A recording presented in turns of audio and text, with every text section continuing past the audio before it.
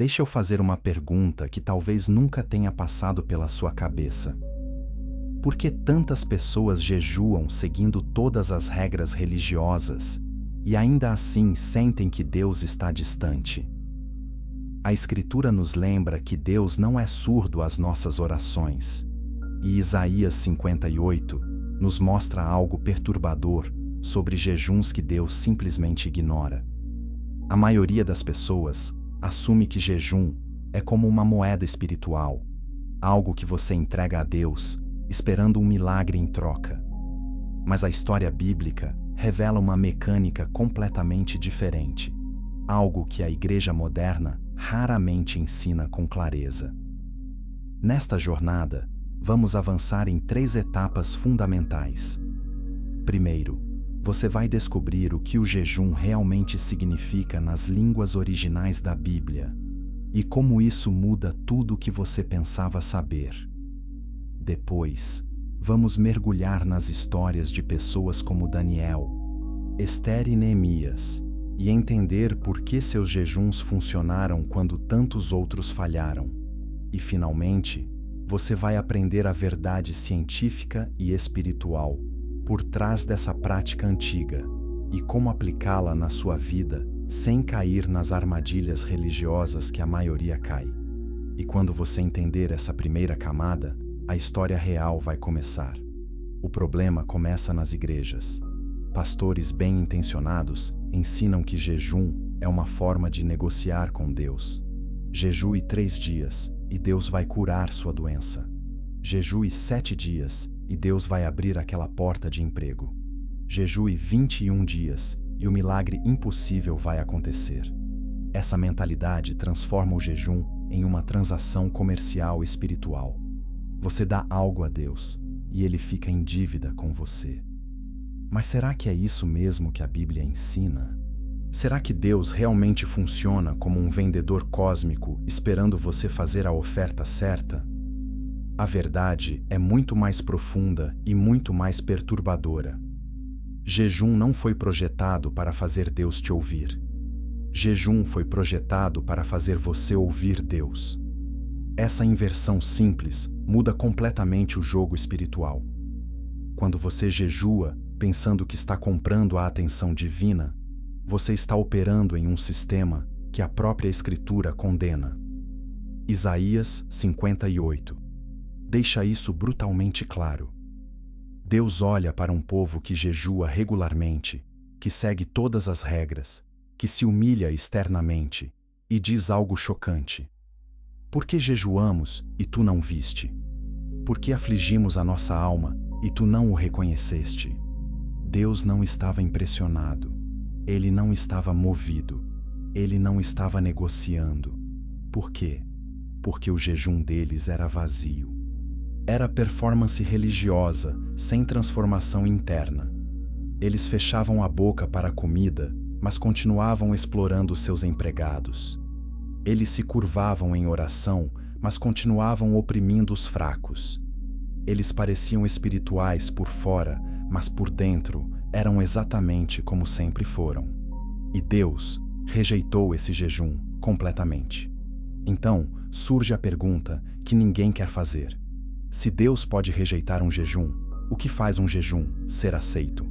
O que separa o jejum, que transforma do jejum, que é apenas teatro religioso?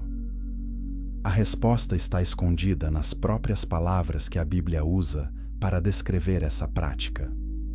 Quando você entende o significado original dessas palavras, tudo começa a fazer sentido. E mais importante, você entende por que tantos cristãos hoje estão jejuando da maneira errada, seguindo fórmulas vazias que nunca foram ordenadas por Deus. O jejum verdadeiro não é sobre punir seu corpo, não é sobre provar sua espiritualidade, não é sobre acumular pontos no céu, é sobre algo muito mais radical, algo que mexe com a estrutura básica de como você funciona como ser humano. E quando você descobre essa verdade, você nunca mais vai olhar para o jejum da mesma forma. Mas antes de chegarmos lá, você precisa entender o que a Bíblia realmente diz quando usa a palavra jejum. E essa palavra carrega segredos que vão surpreender você. Capítulo 2. O código secreto escondido no hebraico. No Antigo Testamento, a palavra hebraica para jejum é tsum. Essa palavra aparece dezenas de vezes nas Escrituras, e seu significado literal vai muito além de simplesmente parar de comer. Tsum significa fechar a boca. Não apenas fechar a boca para alimento, mas fechar a boca para falar. É um silêncio voluntário diante de Deus. Os escribas hebreus entendiam que jejum nunca foi primariamente sobre o estômago. Foi sempre sobre o coração. Quando você lê sobre jejum no Antigo Testamento, quase sempre vem acompanhado de outras práticas. As pessoas jejuavam e choravam. Jejuavam e vestiam pano de saco. Jejuavam e colocavam cinzas sobre a cabeça. Por quê? Porque tsum era uma expressão de luto espiritual.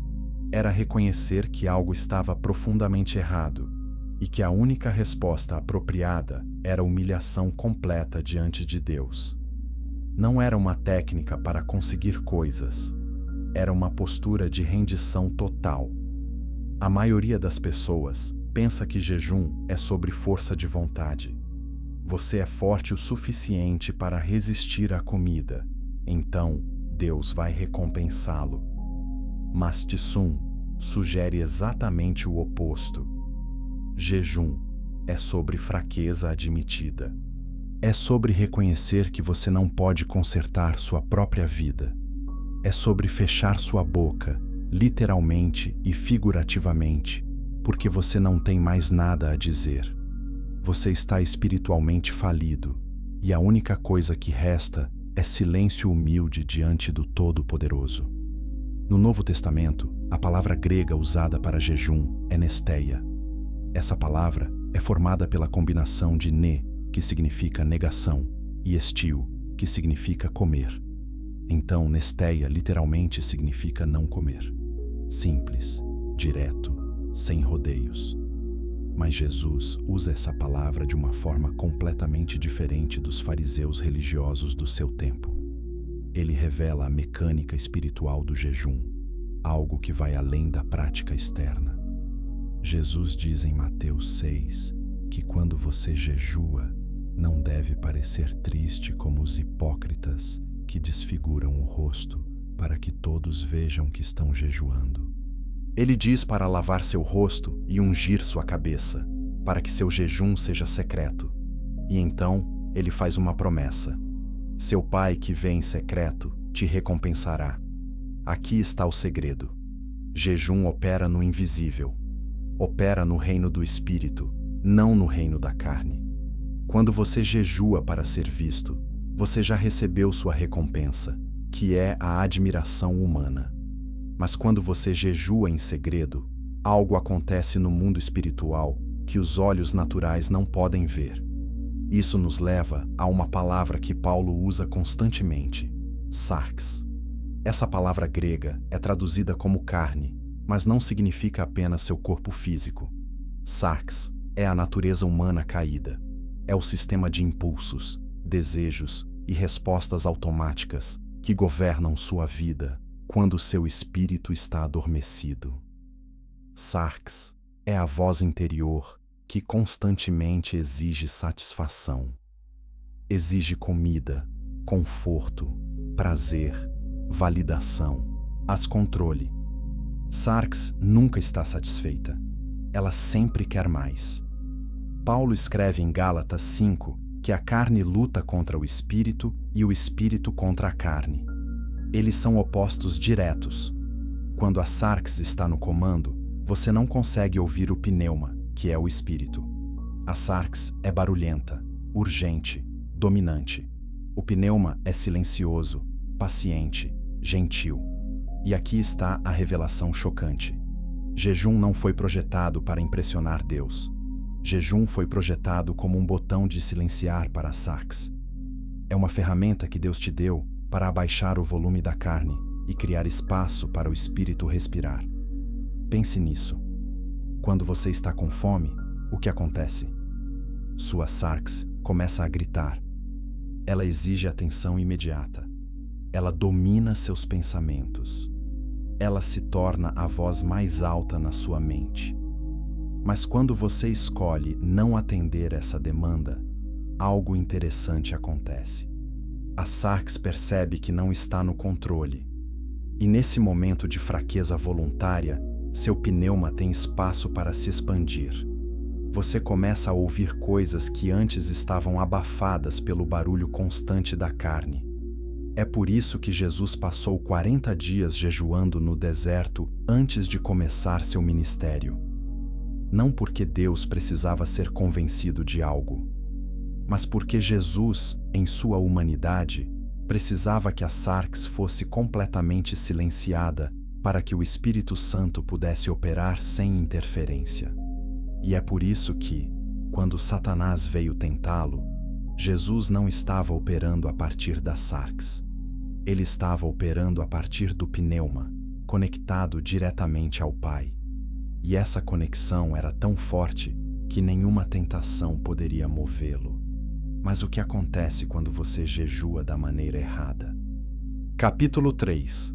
A carne que grita mais alto. Que Deus vamos falar sobre o maior mal-entendido em relação ao jejum. Muitas pessoas pensam que jejuar é sobre punir o corpo. É como se Deus fosse um pai severo que quer ver você sofrer antes de te dar o que você precisa. Então as pessoas jejuam com uma mentalidade masoquista, acreditando que quanto mais dor física sentirem, mais espirituais elas são. Mas isso não é jejum bíblico. Isso é ascetismo pagão disfarçado de cristianismo.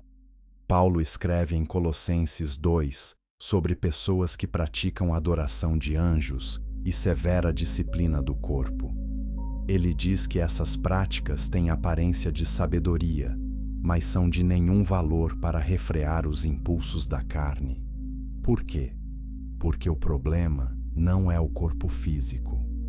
O problema é a sarx, a natureza caída que usa o corpo como ferramenta. Você pode torturar seu corpo com jejuns extremos, vigílias exaustivas e autoflagelação, e ainda assim, a sarx pode estar completamente no controle. A sarx não é músculo e gordura.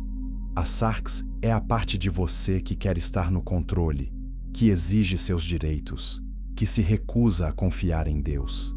E aqui está a ironia cruel. Você pode jejuar de comida e ainda assim alimentar sua sarx com orgulho espiritual. Você pode jejuar de prazeres físicos e ainda assim glutonizar a aprovação humana. Você pode parecer o crente mais dedicado da igreja e ainda assim estar completamente dominado pela carne. Jesus expôs isso quando confrontou os fariseus. Eles jejuavam 2 vezes por semana. Eles seguiam todas as regras dietéticas. Eles pareciam incrivelmente espirituais. Mas Jesus os chamou de sepulcros caiados, bonitos por fora, mortos por dentro. A sarx deles estava disfarçada de espiritualidade, mas era apenas orgulho religioso operando sob uma nova roupagem. E Deus não foi enganado por um segundo. Então, qual é o propósito real do jejum? É criar um vazio. Quando você jejua, você deliberadamente cria um espaço vazio dentro de você. Seu estômago está vazio. Sua agenda pode estar vazia. Suas distrações usuais estão ausentes. E nesse vazio, 2 coisas podem acontecer. Ou a sarx vai entrar em pânico e começar a gritar cada vez mais alto, exigindo que você preencha o vazio imediatamente. Ou o pneuma vai começar a se expandir naquele espaço, trazendo clareza, paz e conexão com Deus. A maioria das pessoas desiste no primeiro cenário. A sarx grita tão alto que elas não conseguem suportar. Elas ficam irritadas, ansiosas, obcecadas com comida. E então, elas concluem que jejum não funciona para elas. Mas o que realmente aconteceu é que elas encontraram a resistência da carne e recuaram. Elas não perceberam que essa resistência é exatamente o ponto. A Sarx está sendo exposta. Suas demandas estão sendo reveladas. E se você conseguir passar por esse estágio inicial de desconforto, algo extraordinário espera do outro lado. Daniel entendeu isso. Quando ele se propôs em seu coração a não se contaminar com a comida do rei, ele não estava apenas fazendo uma escolha dietética. Ele estava tomando uma decisão sobre quem estaria no controle de sua vida. A Sarx queria segurança, aceitação, conforto no palácio babilônico. Mas o Pneuma queria fidelidade a Deus acima de tudo. E Daniel escolheu o Pneuma. Ele escolheu criar um espaço vazio onde Deus pudesse operar. E o resultado? Deus lhe deu sabedoria 10 vezes maior que todos os magos e encantadores de Babilônia. Mas tem mais. A Sarx não grita apenas por comida. Ela grita por validação nas redes sociais. Ela grita por entretenimento constante. Ela grita por relacionamentos que te definem. Ela grita por conquistas que provam seu valor. E em um mundo moderno, essas vozes são muito mais altas e persistentes do que a simples fome física. Você pode jejuar de comida por uma semana e ainda assim estar completamente escravizado pela Sarx em outras áreas. É por isso que Isaías 58 define o jejum que Deus escolheu como algo muito mais radical que apenas pular refeições. Deus diz: não é este o jejum que escolhi? Soltar as correntes da injustiça, desatar as cordas do jugo, pôr em liberdade os oprimidos e romper todo jugo? Não é partilhar sua comida com o faminto, abrigar o pobre desamparado, vestir o nu que você encontrou e não recusar ajuda ao próximo? Percebe o que Deus está dizendo? Jejum real é sobre repriorizar sua vida inteira. É sobre silenciar as demandas egoístas da Sarx e viver de uma maneira que reflete o coração de Deus. É sobre criar espaço não apenas na sua barriga, mas na sua carteira, na sua agenda, no seu coração. É sobre fazer escolhas que contradizem diretamente o que a carne quer. E quando você faz isso, algo muda no reino espiritual. Deus não está distante observando para ver se você vai passar no teste. Deus está próximo, esperando você criar espaço para Ele se mover. E o próximo exemplo vai explodir sua mente sobre como isso funciona. Capítulo 4. Quando Deus rejeita seu jejum. Isaías 58 é um dos capítulos mais perturbadores da Bíblia, e a maioria das pessoas nunca prestou atenção real nele. Deus está confrontando um povo que jejua regularmente. Eles têm todos os rituais certos. Eles seguem o calendário religioso. Eles parecem dedicados. Mas Deus diz algo que deveria fazer todo crente parar e repensar tudo. Ele diz: vocês não podem jejuar como fazem hoje e esperar que sua voz seja ouvida no alto. Espera. Deus pode ignorar um jejum? Deus pode olhar para alguém abstendo-se de comida, orando, buscando sua face, e simplesmente não responder? A resposta bíblica é sim. E a razão é chocante. Eles estavam jejuando pelos motivos completamente errados. Eles estavam usando o jejum como uma ferramenta de manipulação espiritual. Jejuavam e depois exploravam seus trabalhadores. Jejuavam e depois brigavam e batiam uns nos outros. Jejuavam e depois viviam exatamente como sempre viveram, sem nenhuma transformação real. Deus os confronta diretamente. Será que foi esse o jejum que escolhi? Apenas um dia para o homem se humilhar? Apenas para curvar a cabeça como o junco e se deitar sobre pano de saco e cinzas? É isso que vocês chamam de jejum? Um dia aceitável ao Senhor? A resposta implícita é não. Deus não estava impressionado com a performance religiosa deles. Ele estava procurando algo mais profundo, algo que tocasse a essência de quem eles eram. E então, Deus define o jejum que Ele realmente escolheu. Não é sobre quantos dias você fica sem comida. É sobre justiça. É sobre libertar os oprimidos. É sobre partir seu pão com o faminto. É sobre trazer os pobres desamparados para sua casa. É sobre vestir o nu. É sobre não esconder-se da sua própria carne e sangue que precisa de ajuda. Esse é o jejum que move o coração de Deus. Aqui está a verdade que destrói a teologia de barganha. Jejum não faz Deus te dever algo. Jejum revela se você está verdadeiramente rendido a Ele. Se você pode abrir mão de comida por 3 dias, mas não pode abrir mão de seu rancor contra alguém que te feriu, seu jejum é vazio. Se você pode orar por horas, mas não pode perdoar aquela pessoa, sua oração não sobe. Se você pode parecer super espiritual, mas seu coração ainda está duro, Deus vê através da fachada. O povo em Isaías 58 estava confuso. Eles faziam tudo certo externamente e ainda assim não viam resultados. Por que jejuamos e você não viu? Por que nos humilhamos e você não notou? E a resposta de Deus é brutal em sua honestidade.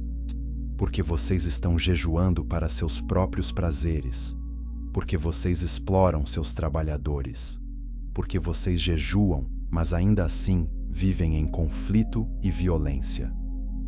Eles queriam os benefícios do jejum sem a transformação que o jejum deveria produzir.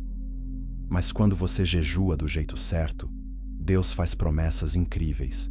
Ele diz: então sua luz romperá como a aurora, e prontamente surgirá a sua cura.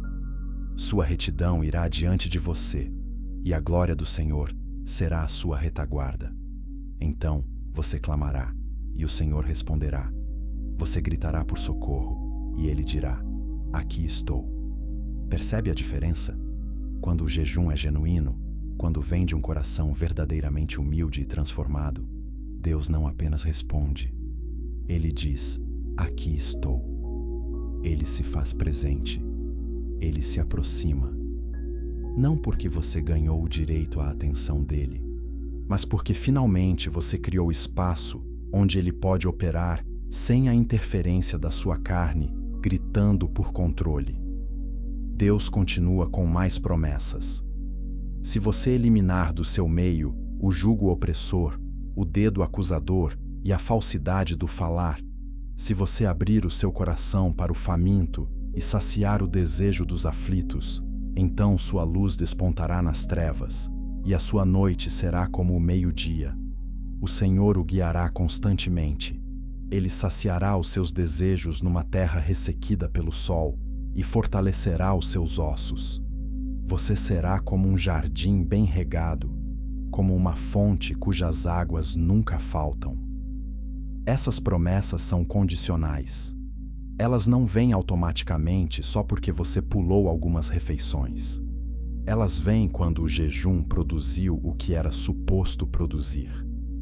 Um coração transformado que reflete o coração de Deus. Um coração que se importa com justiça. Um coração que age em favor dos fracos. Um coração que está mais preocupado com o reino de Deus do que com conforto pessoal. E quando esse tipo de jejum acontece, o céu responde. Mas tem um exemplo ainda mais poderoso que vai mostrar exatamente como isso funciona na prática. Capítulo 5. Daniel e o mistério dos 21 dias. A história de Daniel. Capítulo 10 é uma das passagens mais mal interpretadas sobre jejum em toda a Bíblia. Daniel jejua por 21 dias.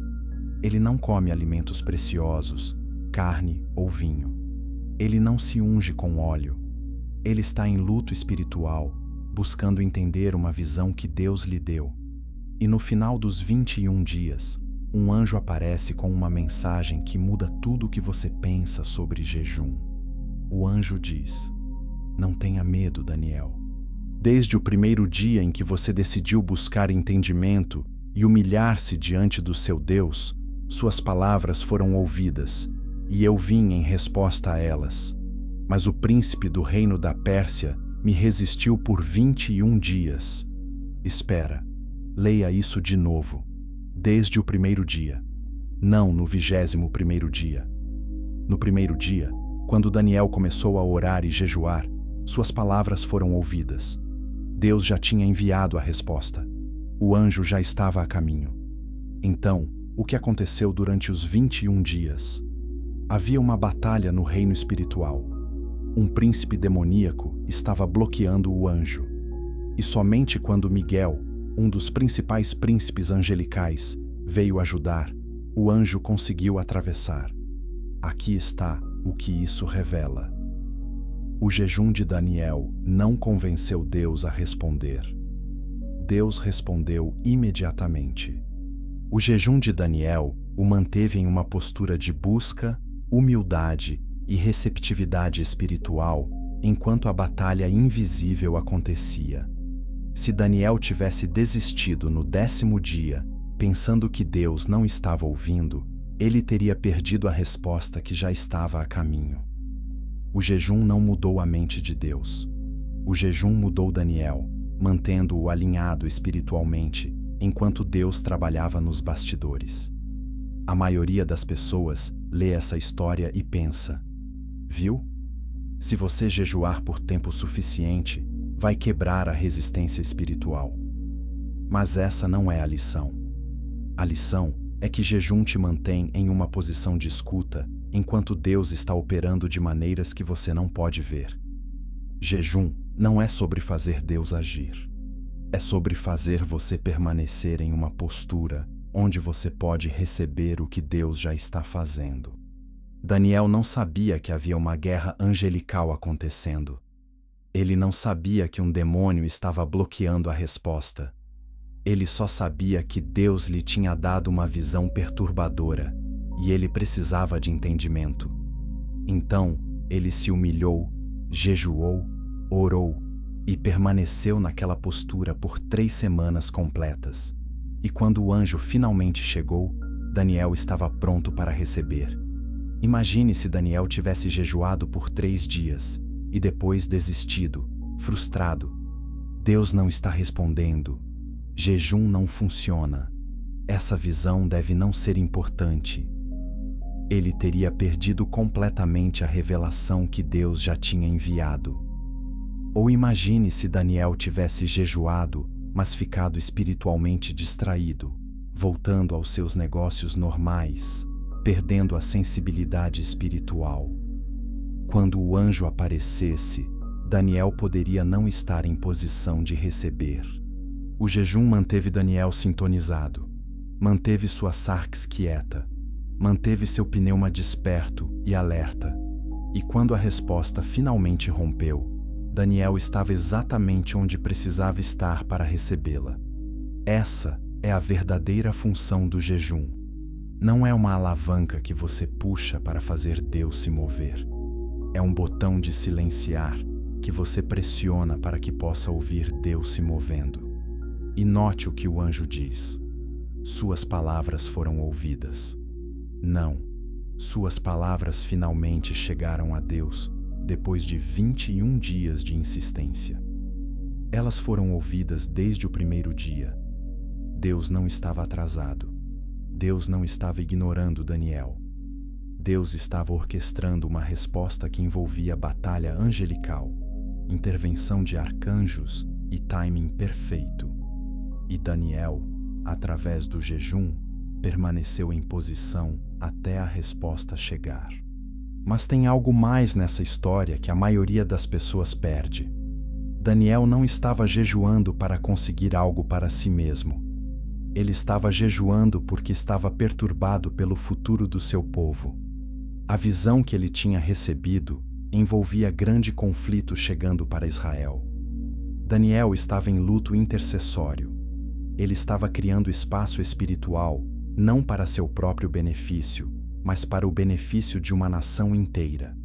E é aqui que o jejum se torna realmente poderoso. Quando você jejua, não para conseguir algo para você, mas para criar espaço espiritual para Deus operar na vida de outros, você está operando no nível mais alto de jejum bíblico, você não está negociando, você não está manipulando. Você está simplesmente abrindo uma porta espiritual e dizendo: Deus, use-me como um ponto de conexão entre o céu e a terra para o bem de outros. E quando isso acontece, forças angelicais são mobilizadas. E a próxima história vai te mostrar como o jejum pode transformar medo paralisante em coragem sobrenatural. Capítulo 6. Esther, o medo e a coragem sobrenatural. A história de Esther é uma das narrativas mais dramáticas do Antigo Testamento, e o jejum está no centro dela. Esther é uma judia que se tornou rainha da Pérsia. Seu povo está prestes a ser aniquilado por um decreto que não pode ser revertido. E a única pessoa que pode fazer algo a respeito é Esther. Mas há um problema. Se ela se aproximar do rei sem ser convocada, ela pode ser executada. A lei é clara. A menos que o rei estenda seu cetro de ouro, qualquer um que entre em sua presença sem convite deve morrer. Mardoqueu, primo de Esther, a confronta. Se você permanecer em silêncio neste momento, socorro e livramento surgirão de outra parte para os judeus, mas você e a família do seu pai morrerão. E quem sabe se não foi para um momento como este que você chegou à posição de rainha. Esther está paralisada pelo medo. Ela sabe que entrar na presença do rei pode significar sua morte. Mas ela também sabe que não fazer nada significa a morte de todo o seu povo. Então, ela toma uma decisão. E essa decisão envolve jejum. Ela envia uma mensagem a Mardoqueu: vá reunir todos os judeus que estão em Suzã e jejuem por mim. Não comam nem bebam por 3 dias, nem de dia nem de noite. Eu e minhas servas jejuaremos como vocês. Depois disso, irei ao rei, ainda que seja contra a lei. E se eu perecer, pereci. Note o que está acontecendo aqui. Esther não está jejuando para convencer Deus a salvar os judeus. Ela está jejuando para preparar a si mesma para fazer algo absolutamente aterrorizante. Ela precisa entrar na presença do rei e o medo está tentando paralisá-la. Então, ela jejua. E ela pede que todos os judeus jejuem com ela. Por 3 dias, sem comida, sem água, jejum total. O que acontece nesses 3 dias? A sarx de Esther, que está gritando: você vai morrer, não faça isso, é suicídio, começa a ser silenciada. Seu pneuma, conectado a Deus, começa a se fortalecer. A clareza espiritual substitui o pânico. A fé substitui o medo. E no 3º dia, Esther se veste com suas roupas reais e entra no pátio interno do palácio do rei. Quando o rei a vê, algo extraordinário acontece. O rei estende o cetro de ouro. Esther é recebida. Sua vida é poupada. E através de uma série de eventos sobrenaturalmente orquestrados, os judeus são salvos e Amã, o homem que conspirou para destruí-los, é enforcado na forca que ele construiu para Mardoqueu. Toda a história vira de cabeça para baixo. Mas aqui está a pergunta: o jejum garantiu que o rei estenderia o cetro? Não. O rei poderia ter recusado. Esther poderia ter morrido. Ela mesma disse: se eu perecer, pereci. Então, o que o jejum fez? O jejum preparou Esther para fazer o que precisava ser feito, independente do resultado. O jejum reduziu o medo. O jejum amplificou a fé.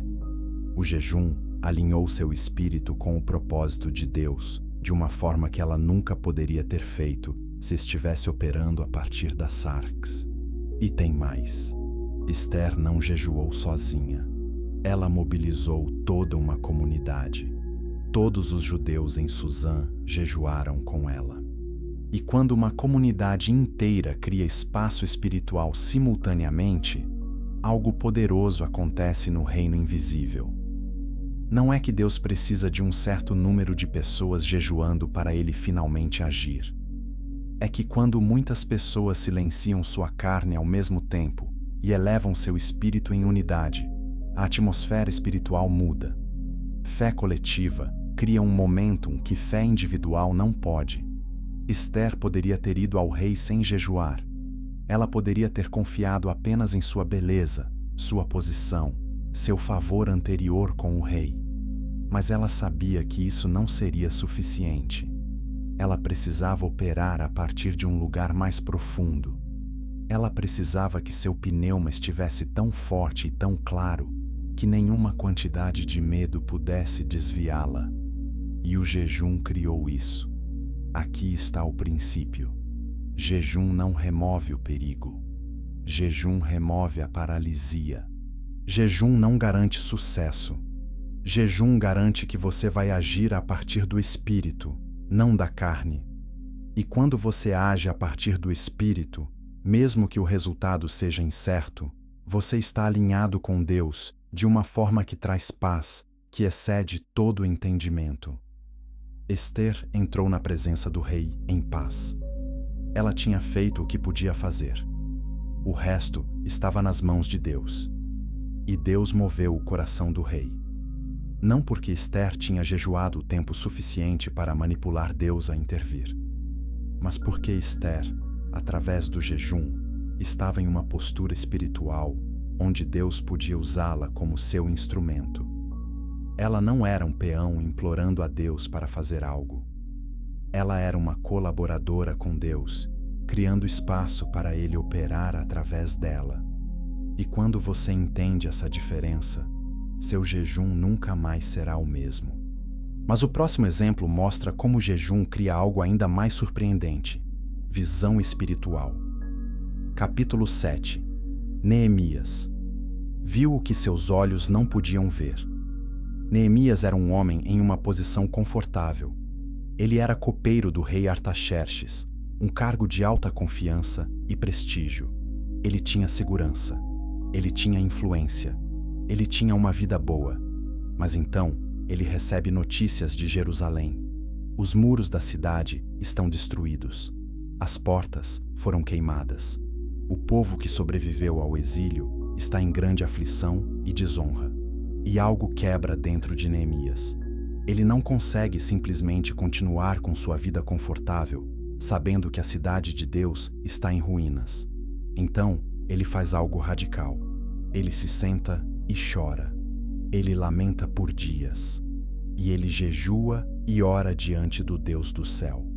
Mas o que acontece durante esse jejum é mais do que apenas luto. Algo começa a se formar na mente de Neemias. Um plano, uma visão, uma clareza sobre o que precisa ser feito. Quando você lê a oração de Neemias, em Neemias capítulo 1, você vê algo interessante. Ele não está apenas pedindo a Deus para consertar a situação. Ele está se alinhando com Deus. Ele confessa os pecados de Israel. Ele relembra as promessas de Deus. Ele reconhece que ele e sua família fizeram parte do problema. E então, ele faz um pedido específico.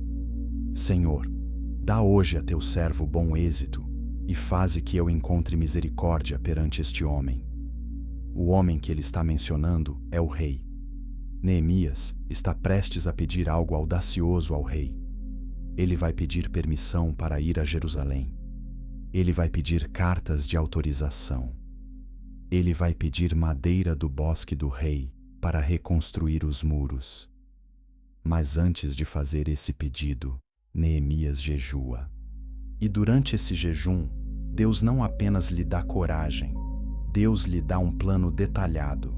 Quando Neemias finalmente vai ao rei, ele não está improvisando. Ele sabe exatamente o que pedir. Ele sabe quanto tempo vai levar. Ele sabe quais recursos vai precisar. Ele sabe quais documentos oficiais vai precisar para passar pelas províncias. Todo esse planejamento estratégico nasceu durante o período de jejum e oração. A sarx de Neemias foi silenciada, e no silêncio, o pneuma dele se conectou com a sabedoria de Deus. Ele viu coisas que seus olhos naturais não podiam ver. O rei, notando a tristeza no rosto de Neemias, pergunta o que está errado. E Neemias, depois de orar silenciosamente, responde com clareza e convicção. O rei não apenas concede o pedido, ele dá a Neemias tudo o que ele pediu e mais. Ele envia oficiais do exército e cavaleiros para acompanhar Neemias. A mão de Deus estava sobre ele, e o rei percebeu. Mas a verdadeira prova do jejum de Neemias vem quando ele chega a Jerusalém. Ele não anuncia imediatamente seus planos. Ele espera 3 dias. E então, no meio da noite, ele pega alguns homens e inspeciona os muros secretamente. Ele quer ver a extensão dos danos com seus próprios olhos.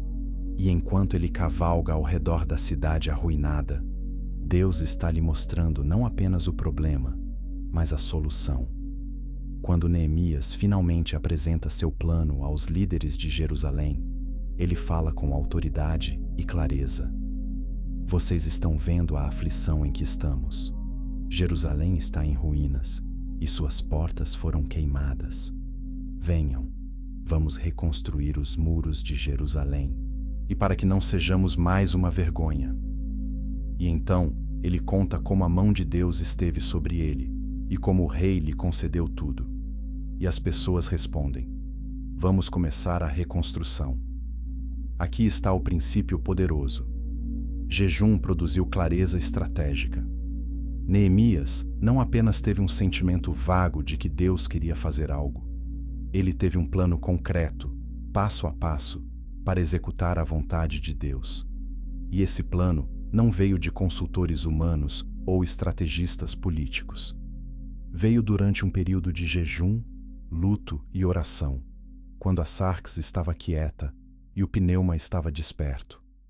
Neemias viu com olhos espirituais o que seria necessário antes de qualquer pedra ser movida. Ele viu a oposição que viria. Ele viu os recursos que seriam necessários. Ele viu o timing certo. E quando ele começou a trabalhar, e tudo se desdobrou exatamente como Deus tinha mostrado. Os muros foram reconstruídos em 52 dias, um feito que deixou os inimigos de Israel aterrorizados, porque eles perceberam que aquela obra foi realizada com a ajuda de Deus.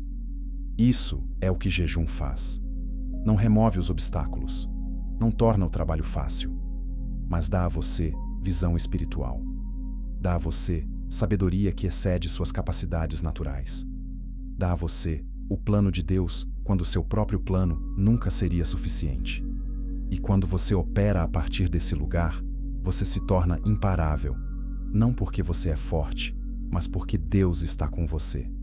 E o próximo padrão bíblico vai revelar algo que poucos percebem sobre os maiores líderes da Bíblia.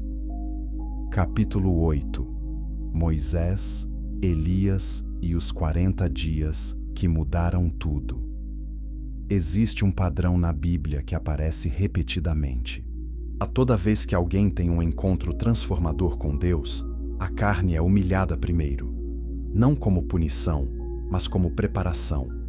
E 2 dos exemplos mais poderosos são Moisés e Elias, ambos jejuando 40 dias. Mas esses jejuns não são idênticos.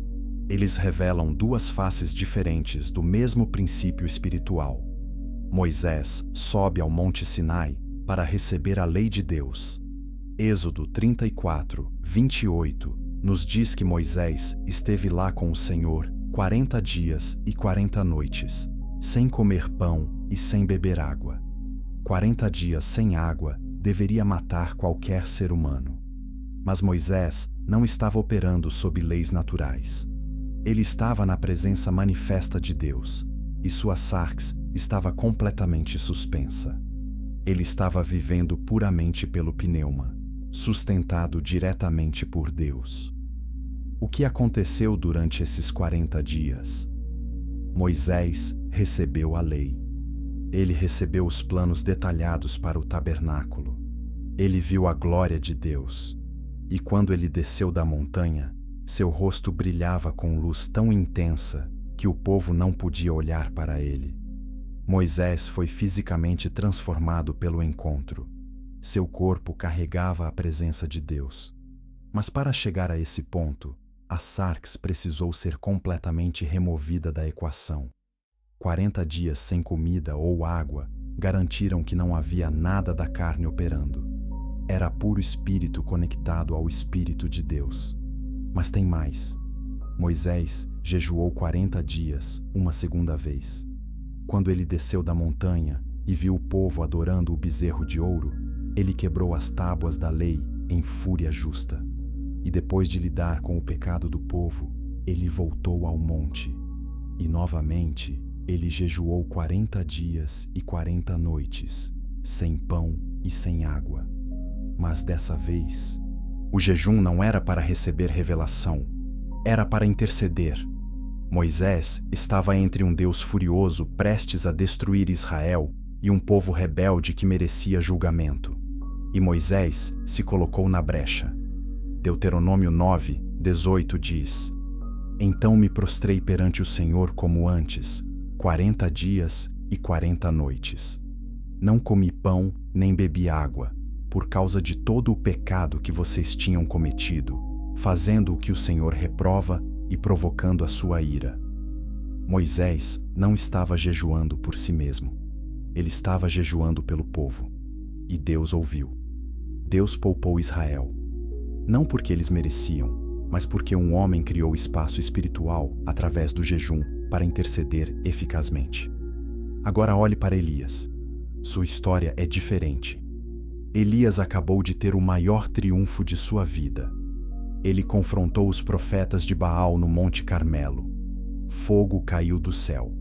O povo se voltou de volta para Deus. Os falsos profetas foram executados. Elias estava no auge. Mas então, a rainha Jezabel envia uma mensagem ameaçando matá-lo. E Elias, esse profeta poderoso que acabou de chamar fogo do céu, entra em pânico e foge para o deserto. Ele está tão desesperado que pede a Deus para tirar sua vida. Já basta, Senhor. Tira minha vida, pois não sou melhor do que meus antepassados. E então, ele deita sob uma árvore e dorme. Mas Deus não o deixa morrer. Um anjo aparece com pão e água. Elias come, bebe e dorme novamente. O anjo volta uma segunda vez. Levante-se e coma, pois a jornada será muito longa para você. Aqui está algo profundo. Elias não jejuou por escolha. Ele estava fugindo, exausto, pronto para desistir. Mas Deus o alimentou primeiro. Deus restaurou a sarx antes de falar ao pneuma. E então, Elias viajou 40 dias e 40 noites até o Monte Horebe, o monte de Deus. E quando ele chegou, Deus perguntou: O que você está fazendo aqui, Elias? E Elias responde com autopiedade: Eu tenho sido muito zeloso pelo Senhor. Mas os israelitas rejeitaram sua aliança, derrubaram seus altares e mataram seus profetas.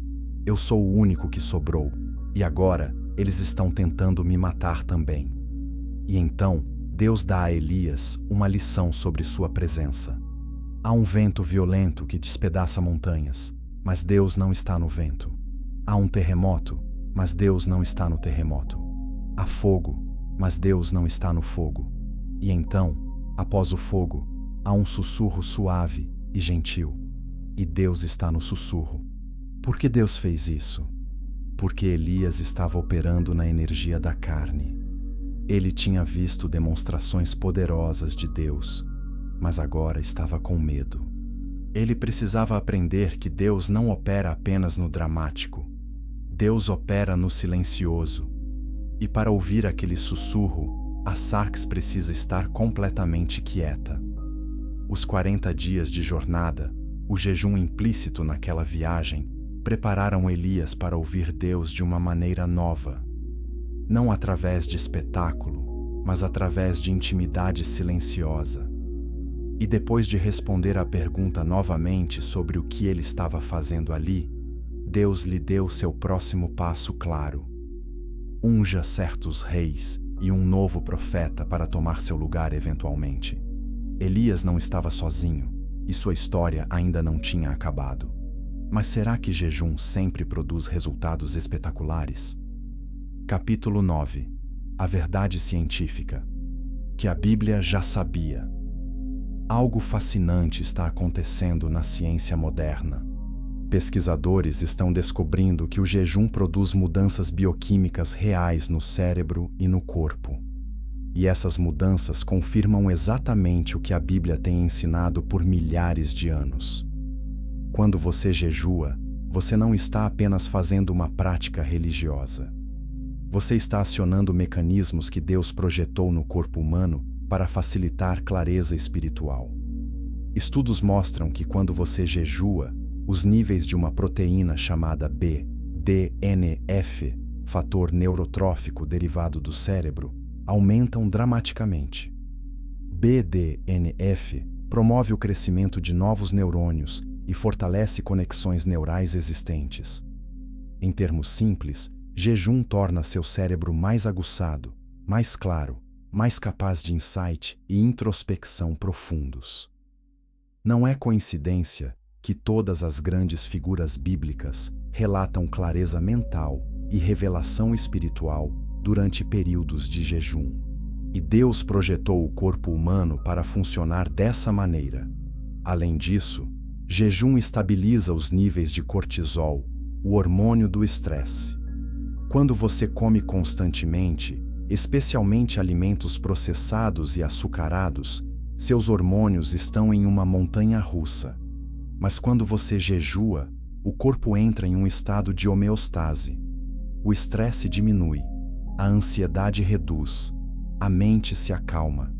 E nesse estado calmo, você pode ouvir coisas que o barulho emocional normalmente abafa. Jejum também ativa a autofagia, um processo onde o corpo limpa células danificadas e reconstrói células saudáveis. É literalmente uma renovação celular. E enquanto isso acontece fisicamente, algo similar acontece espiritualmente. Padrões antigos de pensamento são quebrados. Hábitos arraigados perdem seu poder. Você tem a oportunidade de reconstruir a partir de um lugar mais limpo e claro. Mas aqui está onde fica realmente interessante. Cientistas descobriram que jejum aumenta a sensibilidade à dopamina. Dopamina é o neurotransmissor ligado à motivação, foco e recompensa. Quando você está constantemente inundado com dopamina através de comida, redes sociais, entretenimento, seu cérebro fica dessensibilizado. Você precisa de mais estímulo para sentir qualquer coisa. Mas jejum reseta esse sistema. De repente, pequenas coisas se tornam significativas novamente. Você pode encontrar alegria em uma simples oração. Você pode sentir a presença de Deus em um momento silencioso. Sua sensibilidade espiritual é restaurada.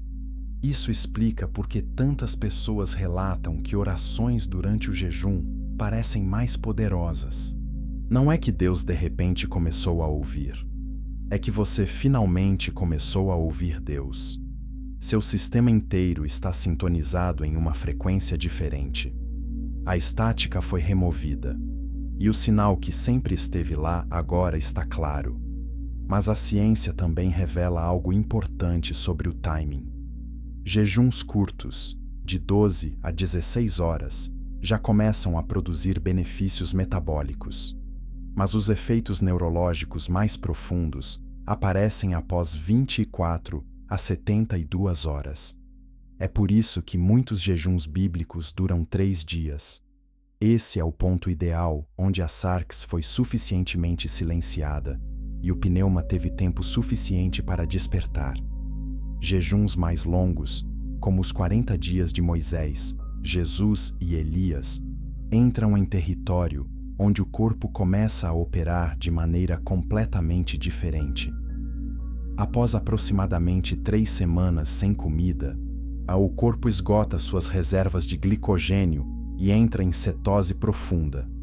O cérebro começa a funcionar com cetonas em vez de glicose, e muitas pessoas relatam estados de consciência alterados, sonhos vívidos e percepção espiritual intensificada. Não é alucinação. É o corpo operando no modo para o qual foi projetado em tempos de escassez. um modo onde a sobrevivência espiritual se torna tão importante quanto a sobrevivência física. Mas aqui está o aviso crucial. Jejum não é magia. Você pode jejuar e ainda assim não experimentar nada espiritualmente se seu coração não estiver correto. A ciência explica a mecânica, mas a mecânica sozinha não produz transformação espiritual. Você precisa de ambos. A prática física do jejum, combinada com a postura espiritual de humildade, busca e rendição. Quando esses dois elementos se encontram, e algo poderoso acontece. E há mais uma coisa que a ciência moderna descobriu. Jejum sincroniza ritmos circadianos. Seu corpo tem um relógio interno que regula sono, energia e clareza mental. Quando você come constantemente e em horários irregulares, esse relógio fica desregulado. Mas jejum o reseta. E quando seu ritmo circadiano está alinhado, você dorme melhor, acorda mais alerta e tem janelas de clareza mental onde a oração e meditação são mais eficazes. Os antigos monges sabiam disso instintivamente. Eles jejuavam em padrões regulares e estruturavam suas orações em torno dos ritmos naturais do dia. Eles estavam trabalhando com a biologia que Deus projetou, mesmo sem entender a ciência por trás. E o resultado? Muitos deles relataram experiências místicas profundas, visões e uma sensação de união com Deus que poucos cristãos modernos experimentam. Então, quando a Bíblia fala sobre jejum produzindo clareza, revelação e poder espiritual, não é apenas linguagem religiosa. É realidade psicológica e biológica. Deus projetou o corpo humano de tal forma que quando você voluntariamente abre mão de comida, você se torna mais receptivo ao espiritual. A ciência agora pode medir isso, mas a Bíblia sempre soube. E o próximo exemplo mostra como o jejum consistente pode mudar toda a trajetória de uma vida. Capítulo 10. Ana, a mulher que reconheceu o Messias. Lucas 2 nos apresenta a uma mulher chamada Ana. Ela não é uma das figuras mais famosas da Bíblia, mas sua história revela algo profundo sobre o poder do jejum a longo prazo. Ana era profetisa, filha de Fanuel, da tribo de Aser.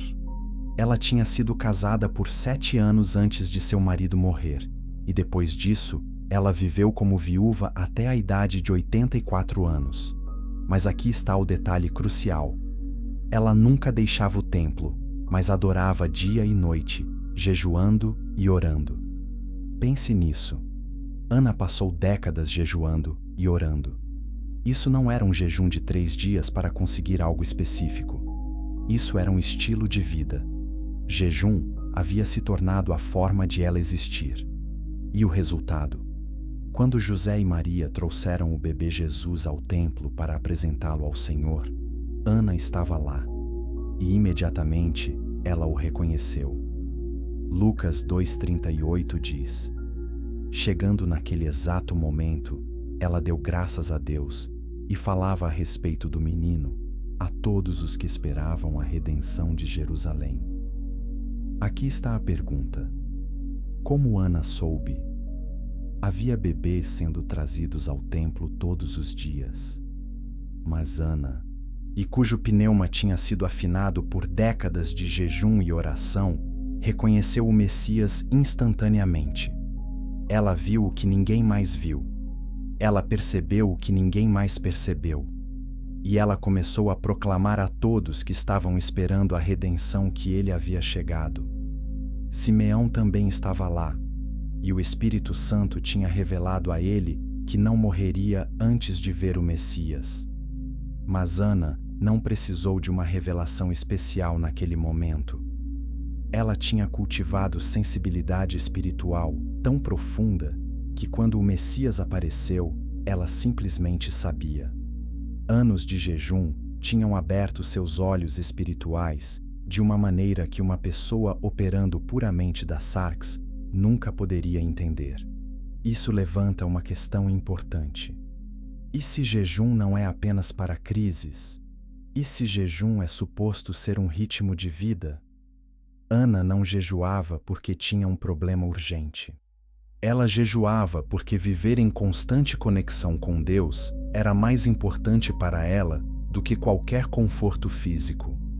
E essa escolha a colocou no lugar certo, no momento certo, para testemunhar o evento mais significativo da história humana.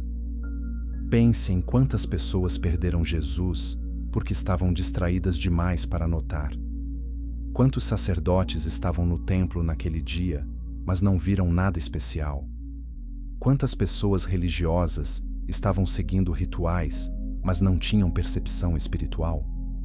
Ana se destacou porque ela tinha feito do jejum não uma prática ocasional, mas um estilo de vida. E quando Deus se moveu, ela estava pronta. Aqui está o princípio. Jejum consistente constrói sensibilidade espiritual ao longo do tempo. Não é sobre um evento único dramático. É sobre treinar seu pneuma para ser mais forte que sua sarx, dia após dia, ano após ano. E quando você faz isso, você se torna alguém que percebe Deus se movendo quando outros permanecem cegos. Mas tem uma objeção comum que precisa ser endereçada. Algumas pessoas dizem: eu não posso jejuar como Ana. Eu tenho trabalho, família, responsabilidades. Eu não posso passar o dia no templo. E isso é verdade. Mas jejum não significa abandonar suas responsabilidades. Significa criar ritmos onde você deliberadamente silencia a sarx para que o pneuma possa respirar. Para Ana, isso significava viver no templo. Para você, pode significar um jejum de 24 horas, uma vez por semana. Ou um jejum parcial, onde você abre mão de certas coisas, mas ainda funciona normalmente. Ou um jejum de mídia, onde você desliga seu telefone e redes sociais por um dia. O ponto não é copiar o método exato de Ana. O ponto é copiar o princípio. Crie espaço regular onde a sarx não está no comando, e seu pneuma se fortalecerá. E quando isso se torna um padrão de vida, não apenas uma prática ocasional, algo muda em você. Você começa a perceber coisas. Você começa a ouvir coisas. Você começa a ver a mão de Deus onde outros veem apenas coincidência. Você se torna como Ana, alguém que reconhece Jesus quando ele aparece, mesmo que ele não apareça da maneira que você esperava. Mas tem um tipo de jejum ainda mais poderoso que a maioria das pessoas nunca considerou. Capítulo 11. O jejum celestial, que ainda afeta você.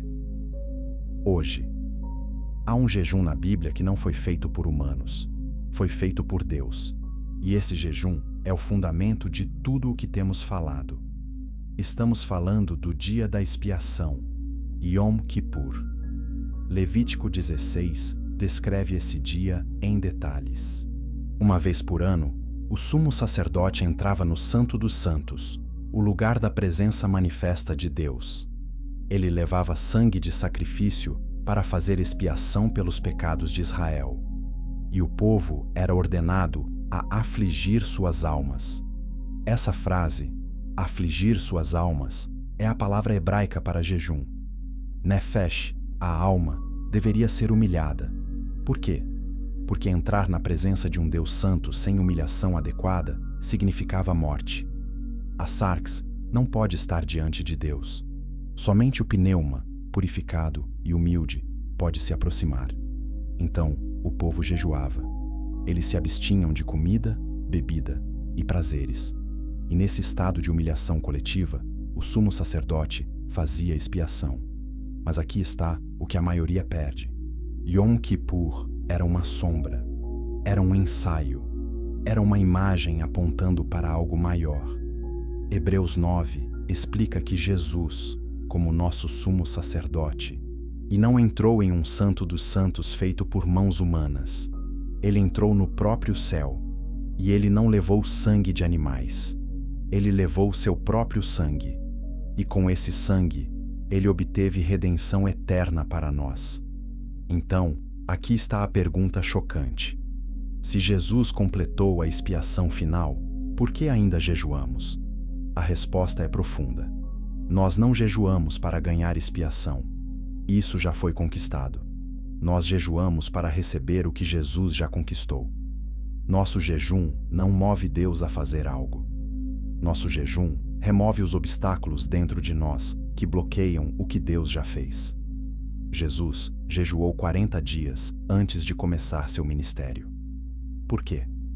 Porque ele, em sua humanidade, precisava que a sarx fosse completamente submissa ao Espírito Santo antes de confrontar Satanás, curar os enfermos e proclamar o reino de Deus. Se até Jesus precisou jejuar, ou quanto mais nós? E aqui está a verdade que fecha tudo. Jejum não é sobre subir até Deus. Jejum é sobre descer de nós mesmos. É sobre reconhecer que a sarx, com todas as suas demandas e barulho, não pode produzir vida espiritual. Somente o pneuma, conectado ao Espírito de Deus, pode fazer isso. E jejum é simplesmente o botão de desligar que silencia a sarx tempo suficiente para o pneuma acordar. Quando você jejua, você está dizendo: Deus, eu não confio na minha própria força. Eu não confio nos meus próprios recursos. Eu não confio na minha capacidade de consertar minha vida. Eu estou criando espaço vazio e eu confio que você vai preenchê-lo. E Deus responde a essa postura, não porque você ganhou o direito, mas porque você finalmente parou de bloquear o caminho. Isaías 58 termina com promessas incríveis para aqueles que jejuam do jeito certo. Então, você clamará ao Senhor, e Ele responderá. Você gritará por socorro, e Ele dirá: aqui estou. Aqui estou. Deus não está distante esperando você fazer o suficiente para chamá-lo. Ele está aqui, agora, sempre esteve.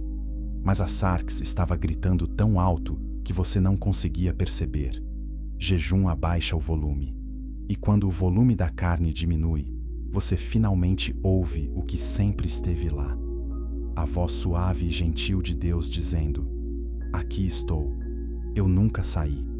Eu estava esperando você criar espaço para me ouvir. E quando você ouve isso, tudo muda. Você não está mais negociando com Deus. Você está caminhando com Deus. Você não está mais tentando manipular resultados. Você está confiando no processo. E aqui está a promessa final. Quando você jejua dessa maneira, e não como transação, mas como transformação, não como barganha, mas como rendição, Deus não apenas responde, Ele se revela, Ele se aproxima, Ele opera através de você de maneiras que você nunca imaginou possíveis. Não porque você é especial, mas porque você finalmente está fora do caminho. Então, a próxima vez que você jejuar, não pergunte: quanto tempo até Deus fazer o que eu quero? Pergunte: quanto tempo até eu estar quieto o suficiente para ouvir o que Deus quer? Porque quando você faz essa mudança, você descobre que jejum nunca foi sobre atrair Deus. Foi sempre sobre remover as barreiras que te separam dele. E quando essas barreiras caem, você percebe que Deus sempre esteve aqui, esperando, chamando, pronto para se mover. Você só precisava silenciar a carne tempo suficiente para ouvir.